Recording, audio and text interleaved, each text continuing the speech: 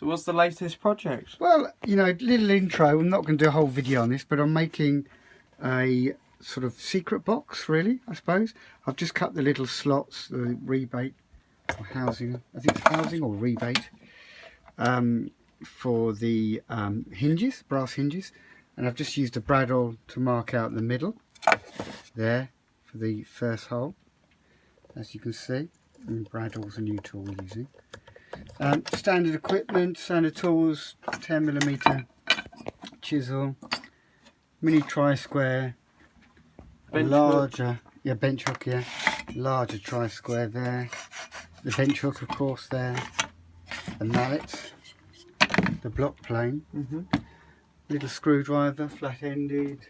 There's the top. I've now glued and sort of laminated together. Can you see? So that'll fit on top with the hinges in there. So it will go like that. I think it will look great actually. So it will go like that.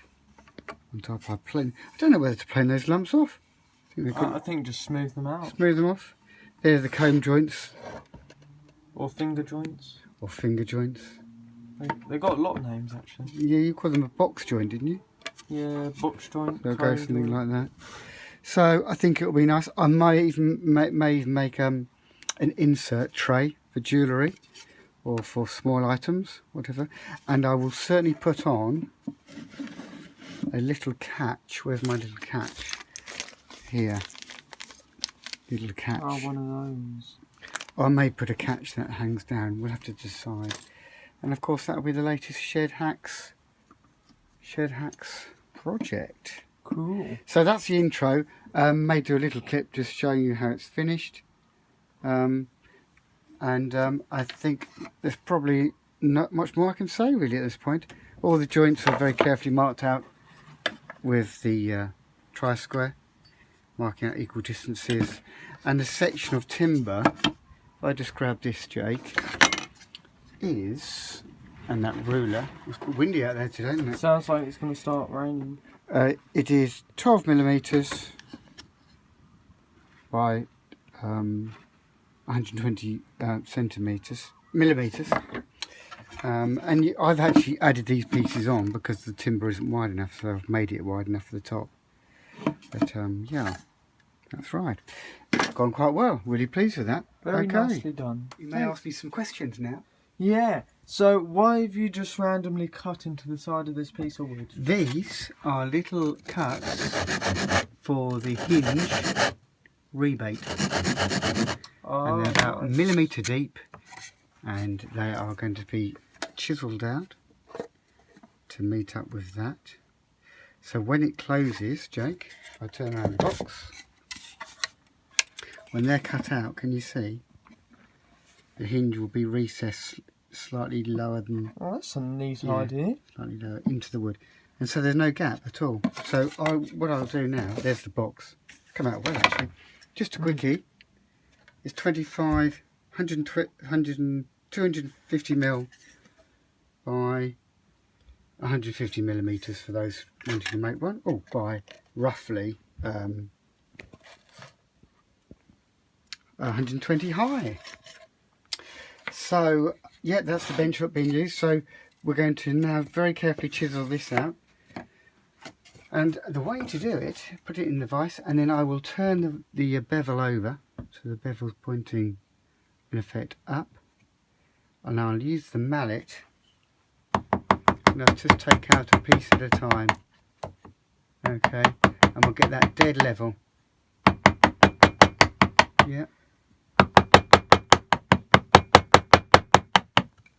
and I'll keep going, and I'll go up to the thickness of the hinge there, the depth of the hinge. It's not too deep. Alright, so I'll keep chiselling that out there to that depth.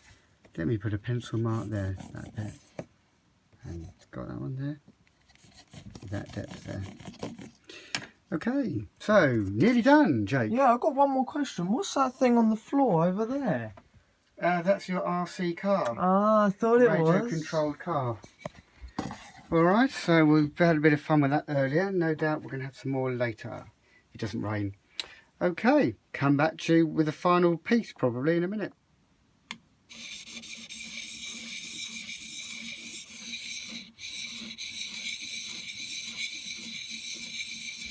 Get that nice and sharp. That chisel. Okay, so I'll just wipe that oil off later. This is the last stages. Can you see I've got the rebate cut there? I'm just tightening that screw, and I'll put another set of screws in here. There's the rebate, can you see? Carefully cut out. Okay, looking good, looking good. So do you have any tips for this project? Well, I think it's come out really well. There's the comb joints, there's the hinges. They are tricky to put in the rebate there. That's quite a hard part, so you'll need to get some adult supervision on the marking out of this and the joints. The joints should be all evenly marked, but you know, very easy to make mistakes, so keep coding up your joints as you go. So each joint is coded A, B, B, C, C, and so forth. And make sure that you've got the outside edge always marked as well as you go, so you know you put it together in order. That's where people will go wrong. Be really careful on the marking out. And I've finished it now, Jake, and you said make it a shed hacker. Yeah. So we're going to glue that on with a little bit of PVA, I think, there. I think it looks neat. And there we have it. I can spray it with a little bit of varnish, lacquer. You can see it's all dusted. A lot of sanding I did using a little sanding block you made me here. Yeah. But the best ones use cork here, so I'll just get a bit of cork. You can wrap some glass paper around there. Bench hook and all the usual tools we use. Keep it all sharp and your chisels sharp and use them with supervision. But everything has to be really sharp. A new saw's good. What else? I've used some sort of spray lacquer. Do that with supervision in an outside space because it can be quite toxic, or just use a water-based varnish, which I encourage the users to use these days, water-based. So there it is. I'm going to make an insert tray for jewellery or small items, so it's really special. But I think that's a great little project, That is. and we've done well with the owl and the various projects this week, haven't we? But I think that's one that most people enjoy doing, but quite tricky. That's quite a high skills project for those probably above 14, I think. And you know, yeah, it's quite a difficult project to get right. Okay, good luck with that, shed hackers.